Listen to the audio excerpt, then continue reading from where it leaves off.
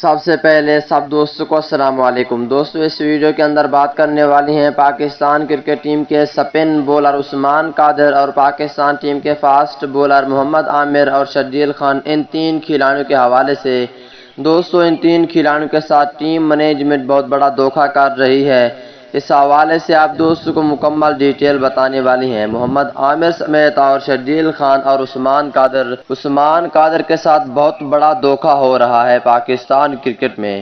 تو دوستوں، اس سے پہلے اس ویڈیو کو لائک کریں، چینل کو سبسکرائب کریں، بیل آئیکن دبا کر آل پر لازمی کلک کر دینا ہے۔ تو دوستوں، بڑھتے ہیں ویڈیو کی جانب اور آپ دوستوں کو بتاتے ہیں اس حوالے سے مکمل تفصیل۔ دوستوں، پہلے بات کر لیتے ہیں شرجیل خان کے حوالے سے۔ دوستوں، پاکستان ٹیم کے اوپنر بلے باز شرجیل خان کے ساتھ بھی بڑا دھوکہ ہو رہا ہے، کیونکہ دوستوں شرجیل خان کو اسکواڈ میں شامل کیا جا رہا ہے، لیکن اسے پلئنگ 11 میں شامل نہیں کیا جا رہا۔ اسے تو پلئنگ 11 میں شامل کرنا چاہیے، بہت دنوں سے صرف ایک ہی سیریز میں پہلے شامل کیا تھا، لیکن ابھی تک انگلینڈ کے خلاف نہ ہی ون ڈے سیریز اور نہ ہی پہلے T20 میں شامل کیا ہے۔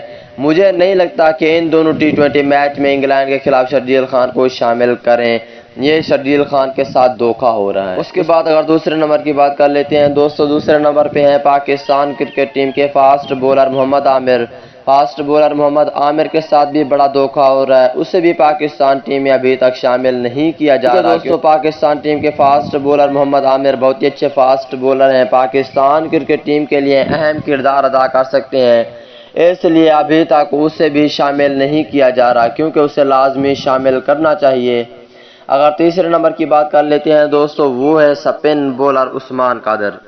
سب سے زیادہ شرجیل خان، محمد عامر اور عثمان قادر، سب سے زیادہ عثمان قادر کے ساتھ زیادہ دھوکہ ہو رہا ہے، کیونکہ دوستوں پاکستان ٹیم کے سپن بولر عثمان قادر نے اس کرکٹ آسٹریلیا کو خیر آباد اس لیے کہا تھا تاکہ وطن عزیز پاکستان کے لیے کرکٹ کھیلے، اور ٹیم مینجمنٹ نے نہ زمبابوے کے خلاف موقع دیا اور نہ ہی ابھی تک انگلینڈ کے خلاف موقع ملا۔ حالانکہ یہ شاداب خان سے بہت ہی عمدہ لیگ سپنر ہے، اور اس کے علاوہ سپن بولر پہلے پاکستان کرکٹ ٹیم کے سپن بولر پہلے آسٹریلیا کی جانب سے کھیلتے تھے، اور وطن عزیز کے لیے کھیلنے کے لیے وہ پاکستان ٹیم کی طرف سے کھیلنے کی خواہشمند کا اظہار کیا۔ تک انگلینڈ کے خلاف اور زمبابوے کے خلاف شامل نہیں کیا گیا، یہ بہت بڑا دھوکہ ہے عثمان قادر کے ساتھ۔